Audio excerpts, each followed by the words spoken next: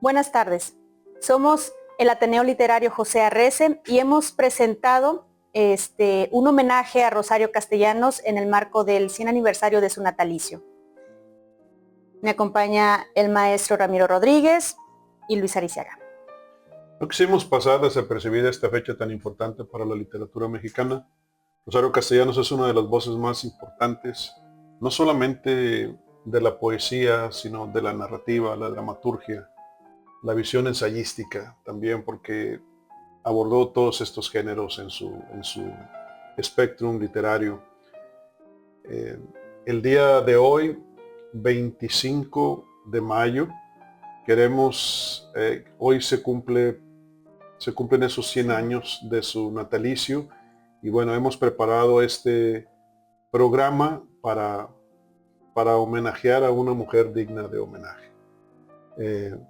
Agradezco a Estrella Gracia González, presidenta del Ateneo Literario José Arrece de Matamoros, la iniciativa para que este evento se realizara y desde luego también el apoyo del ingeniero Luis Arizaga para que este evento se realizara.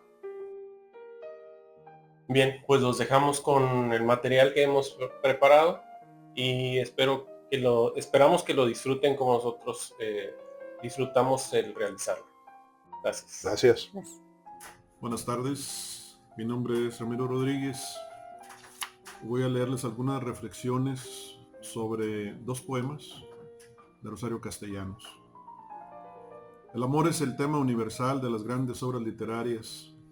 La pasión, la bruma, la mirada inolvidable, la correspondencia afectiva, el privilegio de quien ama, aun cuando los espejos no muestran el rostro amado tan dolorosamente, la melancolía crónica en que se hunden alma y cuerpo por la invisibilidad asquerosa que padece el amante frente a los ojos de quien no ve ni quiere ver. Dos poemas que vibran por la sonoridad con que fueron concebidos por una mujer por fortuna concebida. De las heridas nace el poema certero, aquel que simbra el cuerpo con su hachazo de emotividad, el poema que nos cierra los ojos para siempre, el poema que agita la respiración, el que nos conmociona también para siempre. Rosario Castellanos, nacida el 25 de mayo de 1925, fallecida el 7 de agosto de 1974, es la autora de dos poemas. Poema profundo, atisbo a la humanidad de quien lo escribe, de quien lo lee hasta las lágrimas, quien lo hace suyo. El poema, aunque nace de la sangre de un autor, se vuelve sangre de todos al publicarse. Rosario Castellanos vive en quien ha hecho suyo dos poemas, quien ha hecho una pausa en los laberintos cotidianos para abrir las páginas de La Vigilia Estéril, publicado en 1950, y detenerse para la contemplación del arte en forma de versos. El poema inicia, cito, aquí vine a saberlo, después de andar golpeándome como agua entre las piedras, de alzar roncos gritos de agua que cae despedazada y rota, he venido a quedarme aquí ya sin lamento. Fin de cita. La pausa al final de la jornada, la pausa que se erige luego de caminar por senderos diversos en búsqueda de un poco de agua, de pan dulce para quien padece hambre, de viento para quien extiende alas con el propósito de emprender el vuelo, la postración ante el dolor, la reminiscencia del cansancio o la angustia ante la amargura que queda en la boca luego de un beso fingido, después de escuchar palabras que son puñales o flechas escapadas de algún carcaj desconocido. El cuerpo duele como consecuencia no deseada ante el amor compuesto por un solo rostro, por la unilateralidad de quien ama sin encontrar al menos una pizca de eco ante la ofrenda afectiva. Dice la voz poética, luego, cito, hablo no por la boca de mis heridas, hablo con mis primeros labios. Las palabras ya no se disuelven como hiel en la lengua. Fin de cita.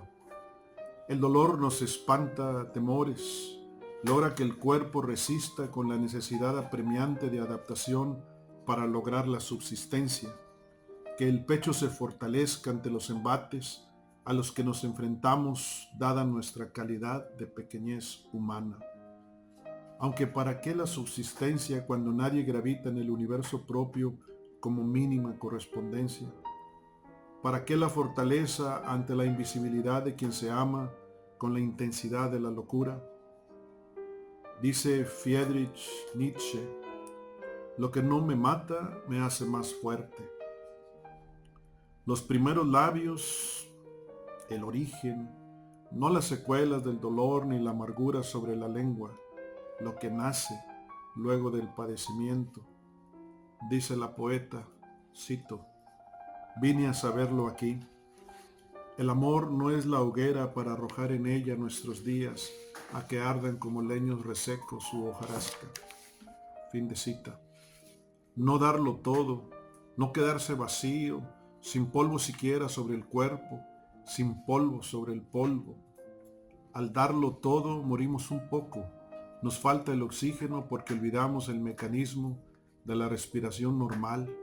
Nos alejamos del sol porque la oscuridad nos viene bien para echarnos a llorar por los rincones, porque a la persona en padecimiento se le señala con el índice ante el error de haberlo dado todo. En algún momento de la vida se detiene el individuo para asomarse en los espejos, para entender que darlo todo nos deja sin nada. ¿Y para qué desear tener riquezas o sabiduría si no se tiene a la persona amada? El dolor que siente uno al estar lejos del ser amado, el viraj tremendo que nos habita como hojarasca lista para la hoguera. El amor, dice Castellanos, no es esa hoguera. La hojarasca arde ante el acecho del fuego. Nada permanece cuando el fuego la consume, si acaso la ceniza. Cito, mientras escribo, escucho cómo crepita en mí la última chispa de un extinguido infierno. Fin de cita. Los infiernos son temporales, al menos en estos territorios por los que vamos de paso con pasos tambaleantes, luego de ser materia en llama por los caminos del mundo. Los infiernos son temporales, al menos cuando abre uno la puerta para darse cuenta de que ya no viene nadie de visita. Temporales, ya que la materia que alimenta las llamas termina en un momento determinado. El infierno cede su furia, sus llamas se extinguen poco a poco, sí, pero se extinguen y queda la ceniza tremenda como constancia de la ira, prueba fehaciente de la furia típica de los infiernos. Dice la voz poética, cito, ya no tengo más fuego que el de esta ciega lámpara que camina tanteando pegada a la pared y tiembla a la amenaza del aire más ligero. Fin de cita. Luego del infierno permanece la devastación, los daños colaterales, la fragmentación de las carnes y los huesos, la disipación tremenda de las palabras y el tacto. ¿Qué puede salvarse de la furia destructiva de las llamas del infierno? Si hubo fuego, mientras los cuerpos y las almas eran convergencia, fusión y confusión de ojos y bocas, unicidad de lengua y pensamiento, el saldo final muestra que solo permanece el fuego de los objetos. Continúa y dice, cito, si muriera esta noche, sería solo como abrir la mano, como cuando los niños la abren ante su madre para mostrarla limpia, limpia de tan vacía. Fin de cita. Al final nada queda, desaparecen las líneas que definen la geografía de las naciones, se distorsionan los conceptos de cóncavo y convexo. Ante la vaciedad, el abandono, esterilidad permanente para continuar por los caminos del mundo, bifurcación de territorios, silencio. Luego del amor extinto queda solo el silencio. La voz poética dice, cito, nada me llevo. Tuve solo un hueco que no se colmó nunca. Tuve arena resbalando en mis dedos, tuve un gesto crispado y tenso. Todo lo he perdido. Fin de cita. Ante la muerte, luego de un análisis de los estados emocionales, La voz poética declara que la persona se va de este mundo como llega, sin nada en las manos. Aunque hubo alguien, no lo hubo. Aunque hubo caricias, besos, miradas, aquello no fue más que arena, polvo entre los dedos. Ya no es, fue. Todo se desvanece en los espejos, todo se minimiza en el agua y en la noche, todos los aromas se vuelven pestilencia que sangra las paredes del sistema respiratorio. La evolución del mundo nos ha enseñado que las cosas cambian, pero en estos versos el cambio conduce a una especie de prisión llamada soledad. Continúa, cito: todo se queda aquí, la tierra, las pezuñas que la huellan, los belfos que la triscan, los pájaros llamándose de una enramada a otra, ese cielo quebrado que es el mar, las gaviotas con sus alas en viaje, las cartas que volaban también y que murieron estranguladas por listones viejos. Fin de cita. Al partir, nos vamos con un universo de vaciedad en las manos. Tal vez se lleva uno el amor o el desamor, es decir, los territorios interiores, las imágenes del tiempo y sus rostros, la intensidad de la luz o la sombra, o los colores que lo iluminan todo. También se lleva uno esas palabras que pugnaban por surgir a la superficie de la lengua, pero que quedaron atoradas detrás de ella, atascadas en la garganta o tal vez deshaciéndose en los sedimentos del estómago. Cito: todo se queda aquí. He venido a saber que no era mío nada, ni el trillo, ni la estrella, ni su voz, ni su cuerpo, ni mi cuerpo. Fin de cita. Nada es nuestro, dice la voz poética con aquella convicción de quien generaliza la experiencia personal. Nada. Pensamos que somos dueños de las cosas, de los cuerpos, de las palabras, de los aromas que despiertan cuando se le da paso al amor. Los bienes materiales o la maravilla del cuerpo amado o el cuerpo propio son propiedad de estos territorios donde sobrevivimos. Todo se queda aquí, en los espacios más recónditos de la casa, en la vastedad de los campos, detrás de puertas con goznes oxidados. Todo se queda aquí. Cito: que mi cuerpo era un árbol y el dueño de los árboles no es su sombra, es el viento. Fin de cita. La falacia romántica que nos induce a contemplarnos en la geografía de los elementos de la naturaleza, en los objetos que nos rodean. No somos quienes decimos ser, somos otros, aquellos perdidos en los laberintos profundos de la conciencia, en el universo interior detrás del pecho, en la esfera luminosa que es la memoria. Eso somos, eso es lo que permanece, no en nosotros mismos, sino en otros, aquellos que nos aman o amamos. Hola, mi nombre es Luis Ariciaga y yo voy a estar hablando acerca de la obra de Oficio de Tinieblas de Rosario Castellanos, y es un análisis acerca de la obra y un par de fragmentos para entender la forma narrativa de Rosario. Analizar Oficio de Tinieblas es adentrarse en una de las novelas más profundas y complejas de la literatura mexicana del siglo XX. La obra es un retrato crudo y poderoso de la tensión social, racial y de género en la región de Chiapas, México, a mediados del siglo XX. Oficio de Tinieblas fue publicada en 1962 y se inspira en los levantamientos indígenas que ocurrieron en Chiapas, particularmente en el conocido levantamiento de Cancuc de 1868 a 1870.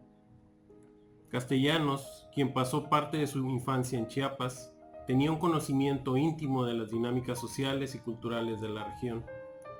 La novela se sitúa en el ficticio pueblo de Ciudad Real, basado en San Cristóbal de las Casas y sus alrededores, donde la población indígena Tzotzil y Tzeltal vive bajo el dominio de la élite ladina, mestiza o blanca.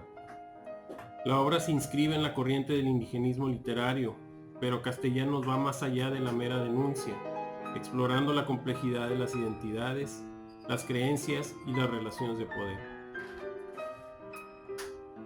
Los temas centrales son la injusticia y la explotación social. El eje central de la novela. Es el eje central de la novela. Castellanos expone la explotación económica y la discriminación racial que sufren los indígenas a manos de los ladinos, desde la apropiación de tierras hasta la imposición de trabajos forzados. El conflicto cultural y religioso. La novela explora la tensión entre las creencias católicas impuestas y las prácticas religiosas ancestrales indígenas. El oficio de tinieblas, en el título, se refiere a una ceremonia religiosa que los indígenas adaptan, pero también simboliza la ignorancia y la oscuridad que prevalecen en las relaciones entre ambos grupos. La religión es un campo de batalla y a la vez una fuente de esperanza y resistencia para los indígenas. La lucha por la identidad y la dignidad. Los personajes indígenas buscan reafirmar su identidad y cultura frente a un sistema que intenta despojarlos de ellas. El levantamiento no es solo por tierra o justicia económica, sino por el reconocimiento de su humanidad y su cosmovisión. El rol de la mujer. Castellanos, siendo una autora feminista, otorga a las mujeres un papel protagónico, especialmente a Catalina. Explora la doble opresión que sufren las mujeres indígenas, por ser indígenas y por ser mujeres en una sociedad patriarcal. También muestra la fuerza y la resiliencia de la agencia femenina. La dificultad de la comunicación y el entendimiento. Estos dos mundos, el indígena y el ladino, operan bajo lógicas y sistemas de valores tan diferentes que la comunicación genuina resulta casi imposible. Esto lleva a malentendidos, desconfianza y finalmente a la violencia. La ambivalencia del progreso. Personajes como Fernando Ulloa representan un ideal de progreso y justicia, pero la novela muestra cómo estas ideas a menudo no logran penetrar la realidad chiapaneca o incluso pueden ser pervertidas. La modernidad no necesariamente trae liberación para todos. En cuanto al estilo y la narrativa, digamos que es un realismo crítico. Castellanos utiliza un realismo desencarnado para mostrar la brutalidad de la situación. No romantiza la figura del indígena, sino que los presenta con sus virtudes y defectos, sus creencias y contradicciones. Tiene un narrador omnisciente, el cual conoce los pensamientos y motivaciones de todos los personajes, lo que permite una exploración profunda de las diferentes perspectivas y conflictos. En cuanto al lenguaje, es un lenguaje rico y evocador, a menudo utilizando metáforas y un vocabulario que refleja la cultura y el entorno de Chiapas. El simbolismo es muy importante, desde el significado del oficio de tinieblas hasta la tierra, la lluvia, los animales y los rituales. La novela no sigue una linealidad simple, sino que intercala diferentes hilos narrativos y perspectivas, creando una visión compleja y multifacética de los eventos. Bien, les voy a leer un par de fragmentos para que veamos el estilo narrativo de Rosario, que tiene mucho de poesía. Así fueron sucediéndose los días. A media tarde se sentaban las dos mujeres bajo el alero de palma de la choza, con el telar extendido frente a ellas, como un breve horizonte.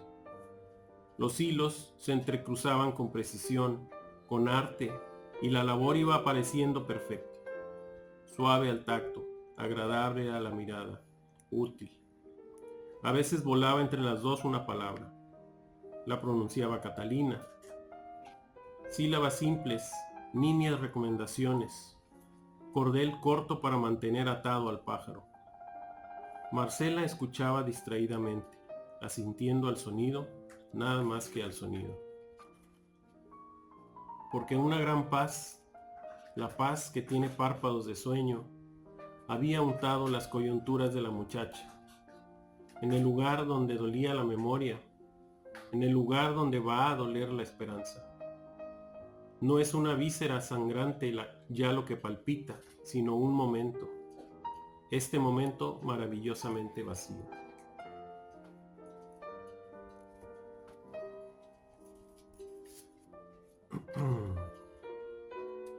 Este otro fragmento es de un momento en la obra donde se empiezan a congregar los indígenas para levantarse a la lucha.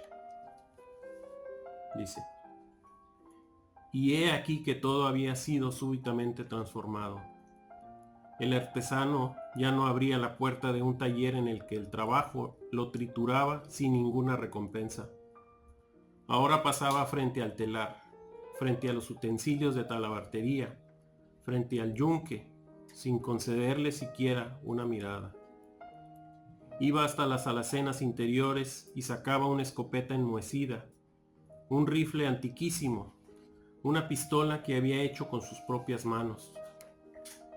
Requería el aceite y un pedazo de gamuza y se sentaba a la orilla de un catre para frotar pacientemente los intersticios del arma hasta que se borrase el último vestigio de orín que hubiera ensuciado el metal. Los hijos no osaban acercarse a ese hombre absorto.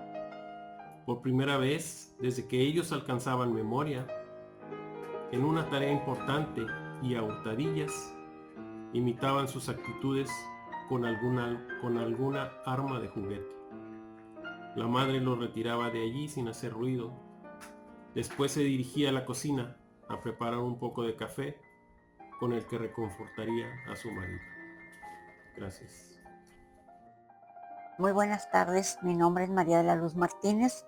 Vamos a seguir hablando sobre las obras de Rosario Castellanos, que además de poetisa, novelista, promotora cultural, diplomática, es también considerada como pionera del feminismo mexicano. Una de sus principales obras es Mujer que sabe latín. Esta obra fue publicada en 1973, sin embargo ella escribía de este tema desde 1970 y lo publicaba en el periódico. Con este libro, Mujer que sabe latín, hace una incursión muy personal en el polémico y actual mundo del feminismo. En este campo, Castellanos es una rival terrible, pues combate con las armas del ingenio, de la ironía y el replanteamiento de los sentidos. El título de esta obra alude al refrán popular: mujer que sabe latín, ni tiene marido ni tiene buen fin. Me voy a permitir leerles un fragmento de su libro Mujer que sabe latín. Así la mujer, a lo largo de los siglos, ha sido elevada al altar de las deidades y ha aspirado el incienso de los devotos. Cuando no se le encierra en el gineceo, en el harén, a compartir con sus semejantes el yugo de la esclavitud.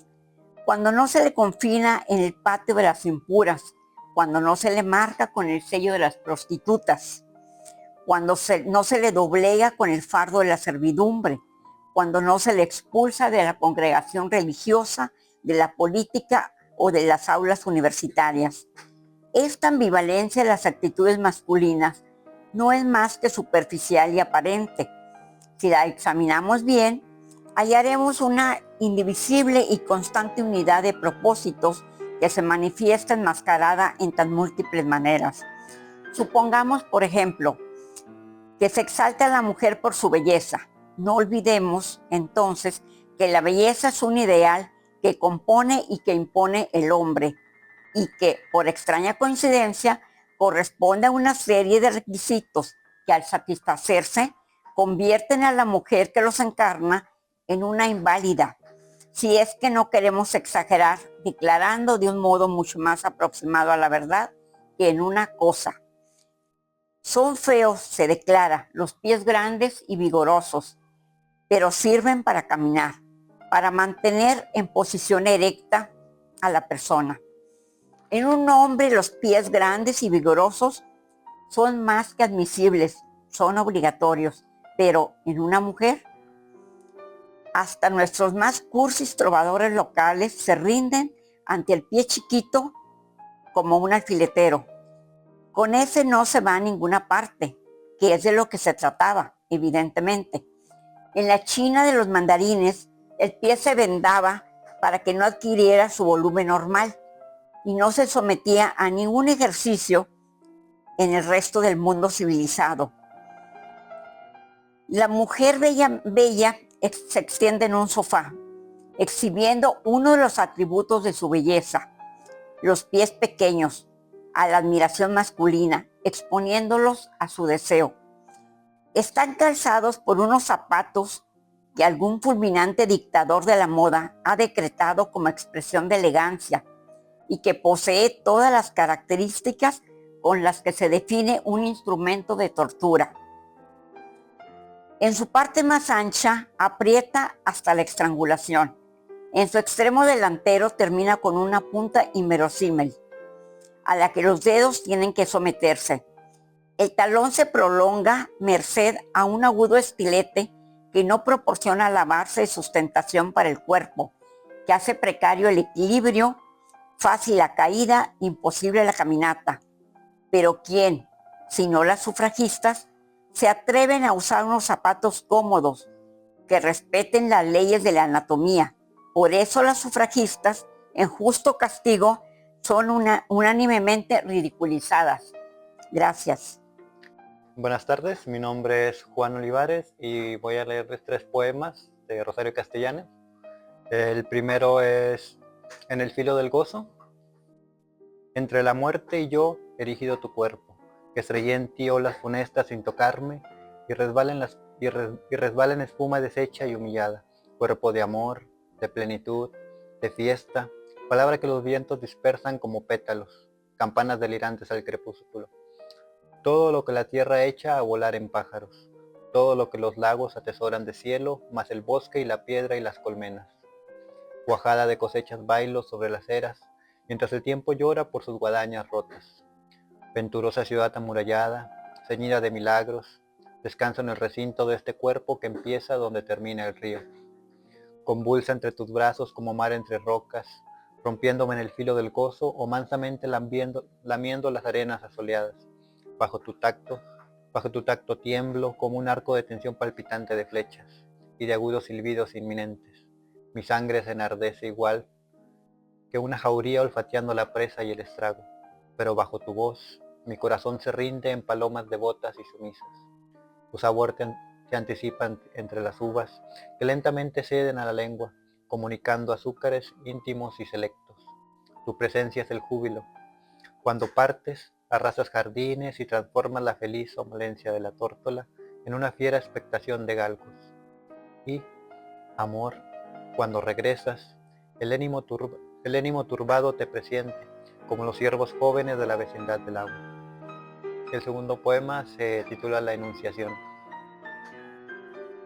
Porque desde el principio me estabas destinado, antes de las edades del trigo y de la alondra, y aún antes de los peces. Cuando Dios no tenía más que horizontes de ilimitado azul y el universo era una voluntad no pronunciada. Cuando todo yacía en el regazo, divino, entremezclado y confundido. Yacíamos tú y yo totales, juntos. Pero vino el castigo de la arcilla, me tomó entre sus dedos, desgarrándome de la absoluta plenitud antigua. Modeló mis caderas y mis hombros. Me encendió de vigilia sin sosiego y me negó el olvido. Yo sabía que estabas dormido entre las cosas y respiraba el aire para ver si te hallaba y bebía de las fuentes como para beberte. Huérfana de tu peso dulce sobre mi pecho, sin nombre mientras tú no descendieras. Languidecía, triste, en el destierro. Un cántaro vacío semejaba nostálgico de vinos generosos y de sonoras e inefutables aguas. Una cítara muda parecía, no podía siquiera morir con el que se cae aflojando los músculos. En una brusca renunciación, me flagelaba la feroz servidumbre de tu ausencia, adelante, buscando tu huella o tus señales. No podía morir porque aguardaba, porque desde el principio me estaba destinado. Era para mí soledad un tránsito sombrío y un ímpetu de fiebre inconsolable. Porque habías de venir a quebrantar mis huesos, y cuando Dios les daba conciencia, pensaba en hacerlos menores que tu fuerza.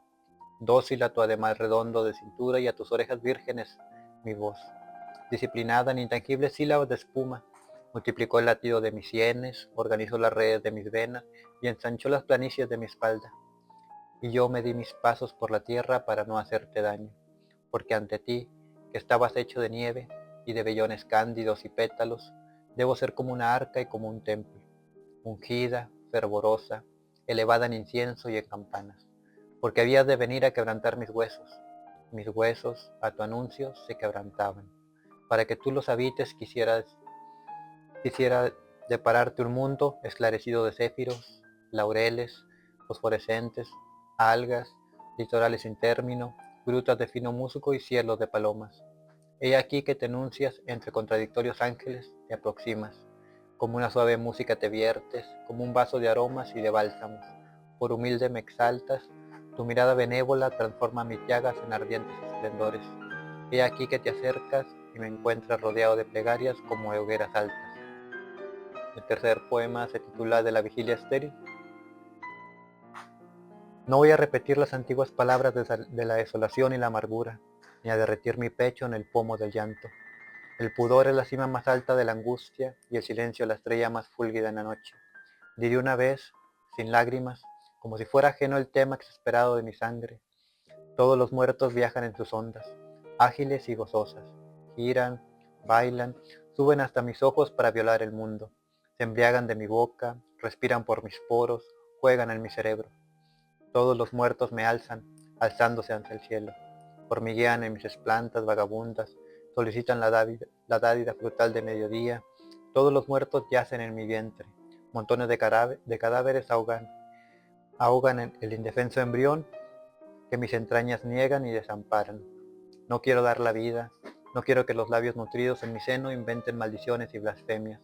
No quiero a Dios quebrado entre las manos inocentes y cárdenas de un niño. No quiero sus espaldas doblegadas bajo el látigo múltiple y fuerte de los días, ni sus sienes sudando la sangre del martirio. No quiero su gemido como un remordimiento. Seguid muertos girando dichosos y tranquilos. La espiga está cegada, el círculo cerrado. Solo vuestros espectros recorrerán mis venas. Solo vuestros espectros y este lamento sordo de mi cuerpo que pide eternidad.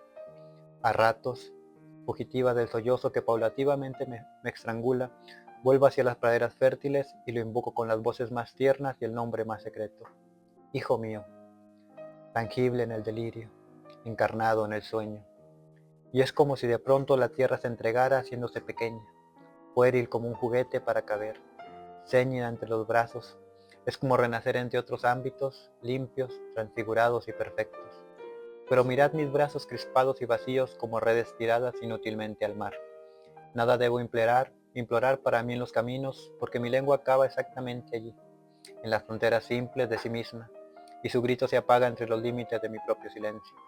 Mirad mi rostro blanco, de exangües rebeldías, mis labios que no saben de los himnos del parto, mis rodillas hincadas sobre el polvo. Mirad y despreciadme, descargad vuestras manos de las piedras que colman su hueco justiciero. Herid, no alcanzaréis la frente inerte, vellón inmaterial y delicado, a quien mi soledad sirve de escudo. Antes, para exaltarme, bastaba decir madre, antes dije esperanza, ahora digo pecado. Antes había un golfo donde el río se libera, ahora solo hay un muro que detiene las aguas. Esos fueron los 3 poemas y muchas gracias. Muy buenas tardes.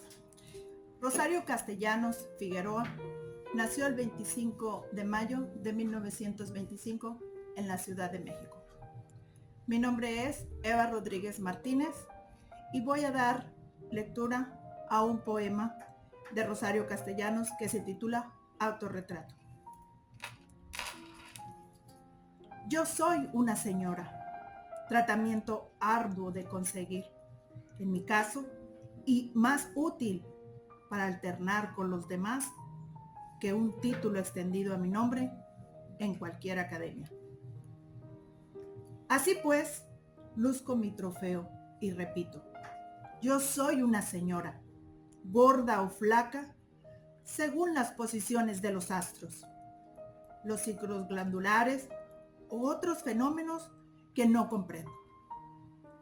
Rubia, si elijo una peluca rubia, o morena, según la alternativa. En realidad, mi pelo encanece. Soy más o menos fea. Eso depende mucho de la mano que aplica el maquillaje. Mi apariencia ha cambiado a lo largo del tiempo, aunque no tanto como dice Winnicott, que cambia la apariencia del genio.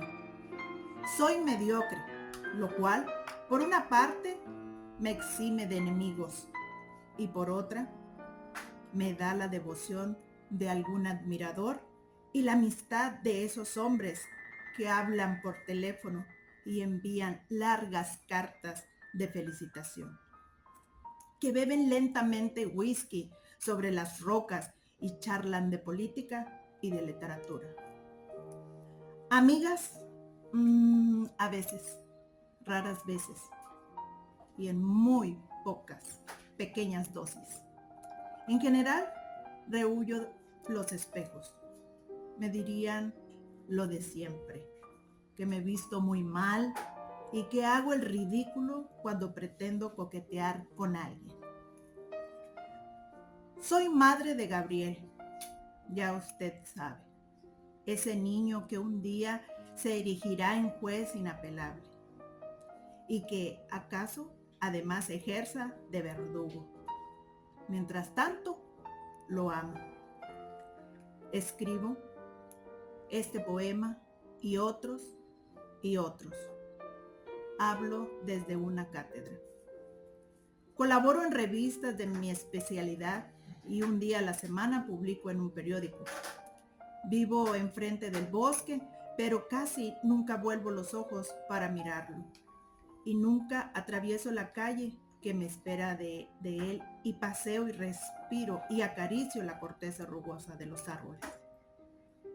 Sé que es obligatorio escuchar música, pero la eludo con frecuencia. Sé que es bueno ver pintura, pero no voy jamás a las exposiciones, ni al estreno teatral, ni al cine club. Prefiero estar aquí, como ahora, leyendo. Y si apago la luz, pensando un rato en musarañas y en otros menesteres. Sufro más bien por hábito, por herencia, por no diferenciarme más con mis congéneres que por causas concretas. Sería feliz si yo supiera cómo, es decir, si me hubieran enseñado los gestos, los parlamentos, las decoraciones. En cambio, me enseñaron a llorar, pero el llanto es en mí un mecanismo descompuesto. Y no lloro en la cámara mortuoria, ni en la ocasión sublime, ni frente a la catástrofe. Lloro cuando se me quema el arroz o cuando pierdo el último recibo del impuesto predial. Gracias. Buenas tardes, mi nombre es Cristina Irán. El día de hoy voy a hablarles sobre la obra titulada El Eterno Femenino de Rosario Castellanos, una obra de dramaturgia. Realicé un pequeño ensayo que a continuación voy a dar lectura. El Eterno Femenino, obra realizada en 1970, es un sueño onírico de la dramaturgia en la cual señala cómo la mayoría de las obras de Rosario Castellanos, el papel de la mujer, su rol en la sociedad y un trasfondo político que hasta el día de hoy nos precede. Recordemos que en los años 70 existió un ambiente de futurismo y posmodernismo donde las nuevas tecnologías e inventos eran signo de un estatus social. La obra se divide en 3 actos, los cuales yo catalogué como la promesa, el mito y la lucha. En el primero, conocemos a los personajes principales que se encuentran en una peluquería. Conocemos a Lupita, quien es clienta, una mujer que está a punto de casarse y decide hacerse su servicio de peinado en el salón de belleza que está implementando una nueva tecnología. A partir de mucho sarcasmo y humor negro, se hace un debate en el primer acto sobre la promesa que se le hace a las mujeres al adquirir nupcias. El casarse, en ella se observan los roles que la sociedad le carga a la mujer cuando decide formar una familia. Se rompe el sueño cuando en la fantasía conocemos la manera en la cual Lupita se ve abnegada, a la merced de alguna vejación y sobre la sumisión absoluta que le atribuyen un círculo que se repite a través de diferentes generaciones. las cuales, al pasar los años, ella misma se obliga a repetir con su hija. El mito, en el segundo acto, regresamos a la peluquería, donde Lupita despierta solo para verse sorprendida ante la nueva pesadilla que observó. En esta nueva fantasía y una nueva configuración en el secador, nos embarcamos en el segundo sueño, en el cual, por medio de grandes mujeres de nuestra historia, van desmitificando el romance, su rol, desde Eva, la Malinche, Sor Juana, Adelita, Josefa Ortiz, mostrando que no fueron accesorios de los hombres que acompañaron en su momento histórico. Lupita en este sueño se cuestiona, aprende y difiere de la historia que a ella se le inculcó. Para el último acto, seguimos a Lupita con distintas mujeres de distintos oficios y profesiones, las cuales le van narrando su lucha, cómo se ven envueltas en el mismo contexto, desde una prostituta hasta una astrónoma, cómo navegan entre acosos, la competencia furtiva a la que se someten por la comparativa constante ante los hombres, cómo se ve juzgada su rol de maternidad, cómo se les cuestionan sus facultades por sus tomas de decisiones. Y para terminar, el conservadurismo es un relativo en la obra, en las expresiones de los personajes, en micromachismos que se repiten desde los personajes femeninos hasta los personajes históricos. Y estamos hablando de una obra de hace más de 50 años, en la cual podemos observar que la sociedad mexicana aún no avanza. Aún llenamos de estigma la maternidad, la libertad sexual, el pensamiento crítico a nivel profesional y el señalamiento social ante distintos tipos de feminidad. Sin importar los avances o quienes nos representen hoy en día, las ideas de la derecha aún atentan contra la libertad y el eterno femenino de la mujer mexicana. Gracias. Buenas noches, soy Berta Vázquez Rodríguez y en esta noche, en el marco del aniversario del nacimiento de la gran poeta, novelista y ensayista Rosario Castellanos, y en recuerdo a su memoria, leeré algo sobre su libro Balún Canán. Balún Canán significa 9 estrellas. Es el nombre que, según la tradición, dieron los antiguos mayas a Comitán, en el estado de Chiapas. En esta población de rancio abolengo y acusada personalidad, ha sido testigo de hondas diferencias racionales entre dos bandos, de acuerdo con sus experiencias y multitud de episodios cotidianos. En Balún Canán se elabora literalmente la vida, las costumbres y los puntos de vista del blanco y del indio, vistos como los actores principales de un drama que tiene lugar en el México de los años 50. A continuación les voy a leer algo sobre este libro. Y entonces, coléricos, nos desposeyeron, nos arrebataron lo que habíamos atesorado, la palabra que es el arca de la memoria. Desde aquellos días arden y se consumen con el leño de la hoguera. Sube el humo en el viento y se deshace. Queda la ceniza sin rostro, para que puedas venir tú y el que es menor que tú, y les baste un soplo, solamente un soplo. No me cuentes ese cuento, nana.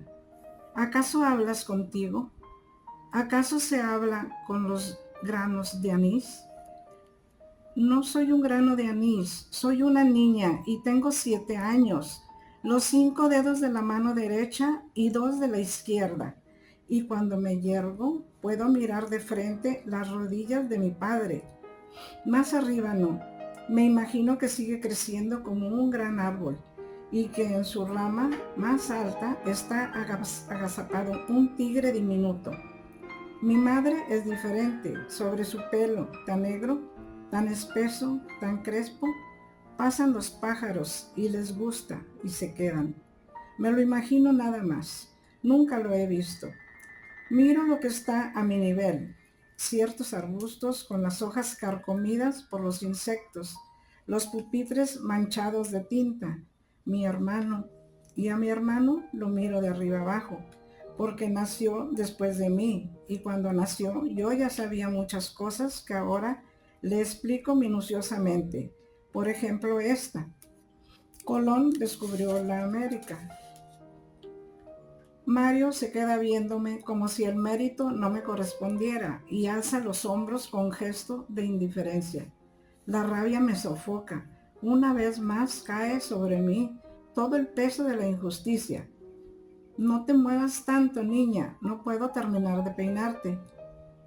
¿Sabe mi nana que la odio cuando me peina?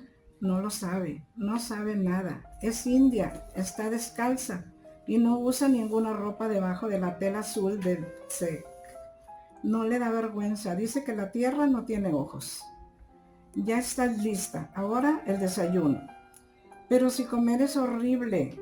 Ante mí el plato mirándome fijamente sin parpadear. Luego la gran extensión de la mesa y después, no sé, me da miedo que del otro lado haya un espejo. Acaba de beber la leche. Todas las tardes a las 5 pasa haciendo sonar su esquila de estaño una vaca suiza. Le he explicado a Mario que suiza quiere decir gorda. El dueño la lleva atada a un cordelito y en las esquinas se detiene y la ordeña. Las criadas salen de las casas y compran un vaso y los niños malcriados como yo hacemos muecas y la tiramos sobre el mantel. Te va a castigar Dios por el desperdicio, afirma la nana. Quiero tomar café como tú, como todos. Te vas a volver india. Su amenaza me sobrecoge. Desde mañana la leche no se derramará. Muchas gracias. Hola, soy Jocelyn Alexandra y hoy en el marco del 100 aniversario de Rosario Castellanos les leeré un poema. Bueno, Rosario Castellanos ha sido voz de aquellos que no han podido hablar. Su obra, llena de denuncia social, nos acerca a las realidades de aquellos de quienes no vemos, pero están ahí. Sus textos nos hacen experimentar por unos instantes la vida que no hemos vivido, silencios incómodos y aquello que al caminar no observamos. Nos hace entonces detenernos en las historias de los otros. A continuación, les leeré el poema El Otro. El Otro.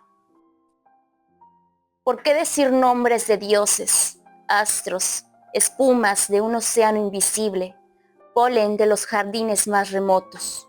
Si nos duele la vida, si cada día llega desgarrando la entraña, si cada noche cae convulsa, asesinada, si nos duele el dolor en alguien, en un hombre al que no conocemos, pero está presente a todas horas, y es la víctima y el enemigo y el amor y todo lo que nos falta para ser eternos. Nunca digas que es tuya la tiniebla, no te bebas de un sorbo la alegría, mira a tu alrededor, hay otro, siempre hay otro. Lo que él respira es lo que a ti te asfixia, lo que come es tu hambre. Muere con la mitad más pura de tu muerte. Gracias. Mi nombre es Estrella Gracia, soy presidenta del Ateneo Literario José Arrese y en el marco de la celebración por el 100 aniversario del natalicio de Rosario Castellanos, leeré 2 poemas. El árbol que hay en medio de los pueblos. Por caminos de hormigas traje el pie del regreso hasta este corazón de alto follaje trémulo. Ceiba que disemina mi raza entre los vientos, sombra en la que se amaron mis abuelos. Bajo tus ramas, deja que mi canto se acueste. Padre de tantas voces, protégeme. Y el segundo es Cántaro de Amatenango. Manos también de barro, cántaro, te moldeaban y un amoroso aliento en tu barro guardaban. Intacto como un santo, cruzaste entre las llamas y ahora resplandeces en el lugar más limpio de la casa. De ti quiero aprender el modo y la enseñanza, cuando la sed me busque, me halle samaritana. Después de terminar sus estudios de filosofía en la UNAM, Rosario Castellanos viajó a España, donde estudió estética y estilística literaria. Todo eso se deja mostrar aquí en sus textos. Muchas gracias.